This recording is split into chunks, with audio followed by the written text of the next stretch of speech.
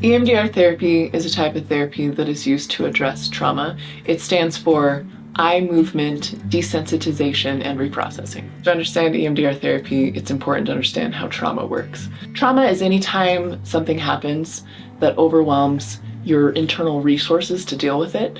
So one event could be perceived as traumatic to one person, but not to another person.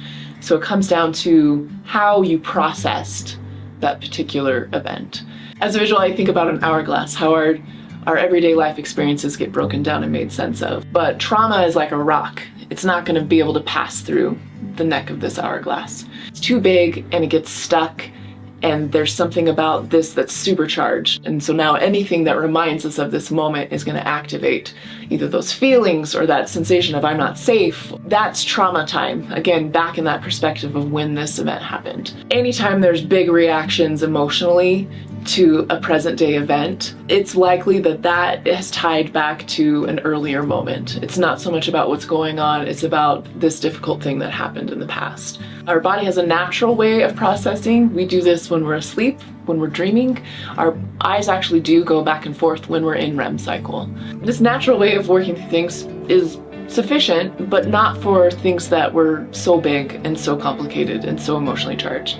So if it got stored maladaptively or didn't get fully processed, it's now like a recording, so it encapsulates all of the sights, sounds, smells, textures, and all of the sensory data, all of the internal feelings and body sensations as well. But it also encodes that negative belief about yourself, but it's through the perspective of whatever age this event happened. So if this was something that happened at 4 years old, a 4-year-old's brain is going to be making sense of that experience in a completely different way than a 34-year-old's brain. This trauma that lives inside of us doesn't have access to all of these other experiences that we've had as an adult. And so the adult perspective knows that it wasn't the kid's fault that this bad thing happened. The kid believes it was their fault that it happened. And so they carry this belief of, it's my fault, I'm bad, and then they have more experiences in life that are confirmation bias that prove that this belief about myself is true. Sometimes we're dealing with layers. Like we had this original hard event, but then we had all these other difficult events on top of it.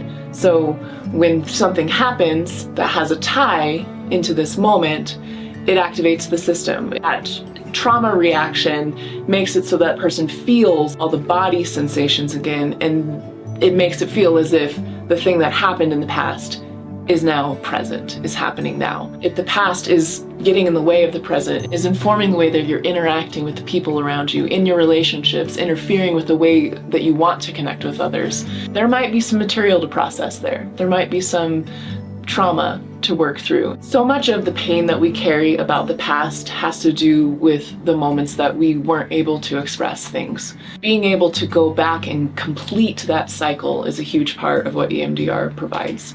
It's almost like there's a continuum of time, and being able to do it now in the present solves or resolves the pain of the past. We can't change what happened. We can't change that event happened, but we can change our relationship to it. We can change how it lives inside of us.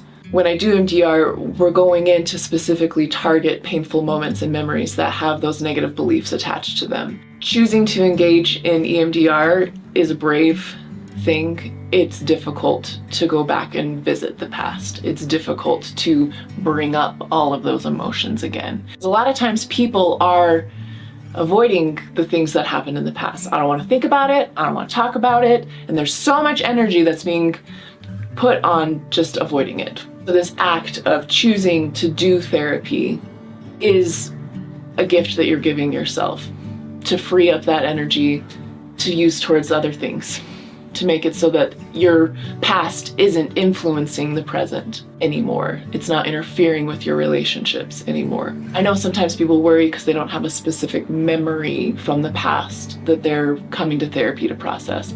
And that's not actually necessary. There's implicit memory and explicit memory. Sometimes events that happened over and over, such as childhood neglect, it's not just the one time that you didn't get food or that you got ignored. It's the compilation of all of those moments of neglect. EMDR is the way to get into that memory network to process so that this trauma can get unstuck and can get connected in with the adaptive material of an adult perspective on the situation to pull us out from that 4-year-old's perspective into that 34-year-old's perspective, understanding it more holistically with the full brain development that a person currently has as an adult. We use bilateral stimulation to help all parts of the brain be active in this reprocessing.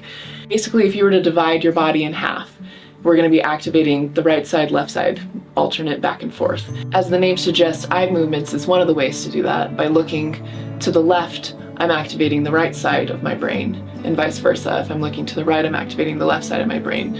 So eye movements, either by the therapist moving their arm back and forth to allow the person's eyes to follow the hand, or by using a light bar that travels back and forth. We can also do it tactily, either by the therapist tapping the tops of someone's hands or by holding buzzers that are buzzing. We can use hearing as well, having headphones that have sound that go between the right ear and the left ear. You can also use a combination approach. With some brains, that's very helpful to have more than one type of bilateral stimulation going on during a reprocessing session. When I work with adults, I give them the menu of options, and often they will choose the type of bilateral that they're most comfortable with, or a combination of bilateral that works for them. When I do EMDR with children, I use more playful forms of bilateral stimulation. So this can include a light-up wand that they follow with their eyes, or light-up drumsticks, because they're activating alternate sides of their body. By beating the drumsticks on a yoga ball, painting on tops of hands with paintbrushes, moving back and forth on a balance board, moving a slinky between two hands. All of these are going to be stimulating the right and left sides of the body, and it does the same thing as far as bilateral stimulation. EMDR is an evidence-based approach for treating trauma, and is a way to help your nervous system to calm down, so that we're not in trauma time, so that we're not reacting to the situations through the trauma lens or the past. By reprocessing that trauma, it frees up so much space to live fully in the present.